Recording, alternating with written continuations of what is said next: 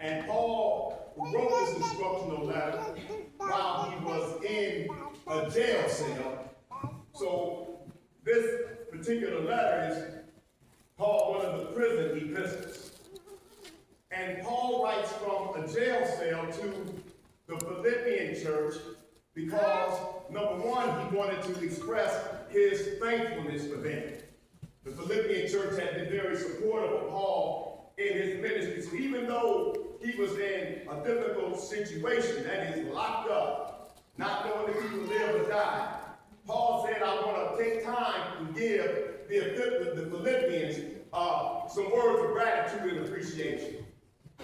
The other reason Paul wrote is because he felt that even in the midst of his incarceration, that he still had an opportunity to strengthen other people. Somebody better write that down. Even while he was going through what he was going through, Paul realized that he still had an opportunity to strengthen other people.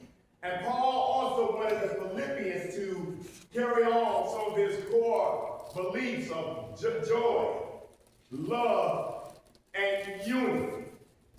But Paul wrote to this particular church because he also knew that the same trials and tribulations that he had endured, that they too would have to face those same struggles.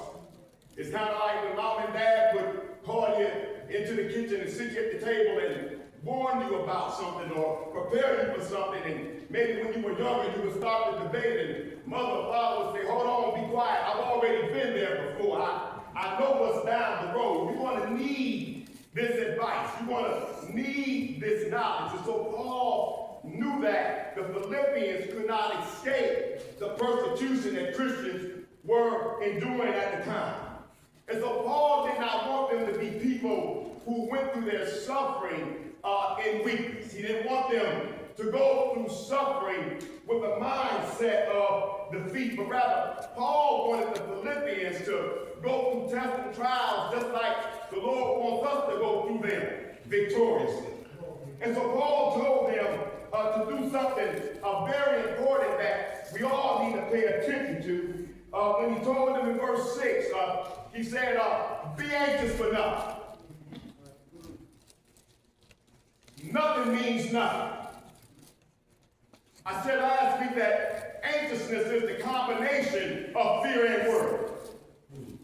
When you combine intense fear with intense worry, you have someone who is dealing with